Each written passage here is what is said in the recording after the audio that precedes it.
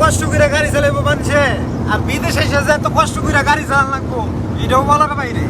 এই দিকটা রোদ পরে দিকটা আমি গামছা দিয়ে রাখছি, মানে পুরো এক সাইড ঝুললে যেতেছে এই সাইড রোদের তাপে, এই জন্য গামছা দিয়ে লইছি। আর দেন যে পাও দিয়ে স্কেলেটারটা বাম ওই পাও উঠায় রাখছি, কারণ প্রচুর পরিমাণ এই পাওটা ব্যথা করে। আবার দেখেন ওভারটেক মারতেছে আমারে, প্রচুর পরিমাণ পাও ব্যথা করে। আর দেখেন স্কেলেটারের ভিতরে কি দিয়ে রাখছি, পাথর দিয়ে গাড়ি চালাই, ইট দিয়া স্কেলেটারের ভিতরে ইট দিয়ে লইছি, ইট দিয়া গাড়ি চালাইতেছে বুঝছেন। মানে আমার পাও প্রচুর পরিমাণ ব্যথা করতেছে। এই স্কেলেটার এত হার্ড, বিদেশে যে এরকম গাড়ি চালামো জীবনও কল্পনাও করি নাই। আয় রে কষ্ট, রাইতে 4টার থেকে শুরু করছি ডাবা নিয়ে, এর লাগে এখন কেমনে বয়ে গাড়ি চালাইতেছি দেখেন। অবস্থা দেখছেন গাড়ি চালাই,